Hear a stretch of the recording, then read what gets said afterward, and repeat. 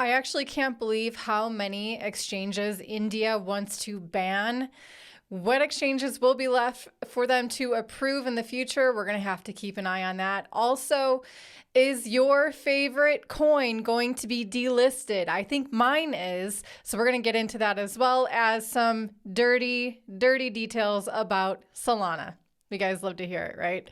Thank you for watching Crypto Tips. If you guys enjoy these daily updates, I appreciate it if you hit the like button. I highly encourage you to check out learningcrypto.com, home of the CT Club. If you join now, before January 1st, 2024, you will be grandfathered in at the current price of the CT Club, and you don't want to miss that discount, especially moving forward. The kind of value we're going to be giving to you guys is going to be a steal at these prices. So right off the bat, let's go ahead and list off all of the exchanges that India, the government of India, wants to ban their citizens from being able to use, and at least one of them.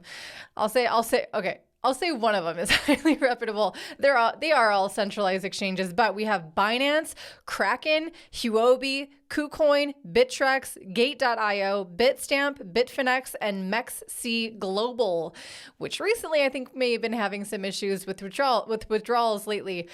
So those are the ones that India is looking to ban. How will they enforce that? What exchanges will they be approving, if any? Again, like I said, we're going to have to wait and see. Also, is your favorite cryptocurrency about to be delisted from OKX? They are delisting a lot of privacy coins, namely Dash, Zcash, and Monero. We all gotta love some privacy coins. You should love some privacy coins, and you should probably be holding some as well, because I mean, if privacy isn't your thing, you got a lot more to learn about this world of cryptocurrency for sure. It's always a shame to see these coins being delisted. It really limits the scope of new users being onboarded onto these privacy coins, but that's the way of the world of centralized platforms, and the pressures that they have to succumb to being centralized and having to play by the government's rules. Now let's talk about Solana. For the first time ever, more people are Googling Solana than they are Ethereum. Not only that, but like I reported on last week, DEX volume of Solana is outpacing Ethereum, and now more people are Googling Solana than Ethereum. But you know what they're not going to find by these simple Google searches? And what's even more sad, this new army of Solana supporters, I know I'm going to see you guys in the comments. I'm going to go ahead and say hi here. I did not miss the initial pump of Bitcoin. For those of you who are in the CT Club of 2021, you know that we got in really early for Solana and we got out. Also, the more that we learn of what's going on with the actual Solana network, for example, in 2022, there were 11 network issues. Basically, the network went down 11 times in 2022. And according to some court documents, that was directly due to manipulation from FTX.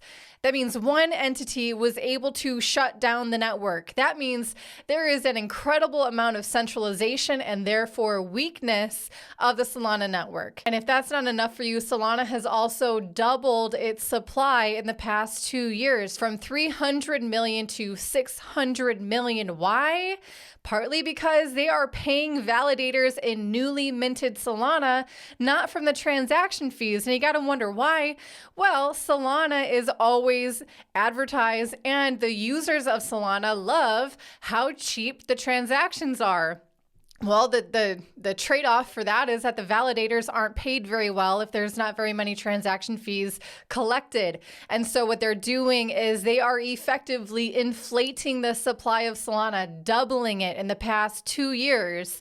That's right on that's in competition of the US dollar, I think, don't you? And for anyone who is long-term holding Solana, eventually you will be feeling the effects of that if they continue on this path. You might as well just be holding fiat at this point. If you're not sure if I'm holding Solana or not, if you're not sure if I'm holding Ethereum or not, or these privacy coins, I welcome you to check out learningcrypto.com, home of the CT Club. You get access to Toby and I's cryptocurrency portfolio. We let you in on what we are doing with our own cryptocurrency investments, when we're buying, when we're selling, and a lot of other tutorials and classes and educational information that will help you on your way of your crypto journey.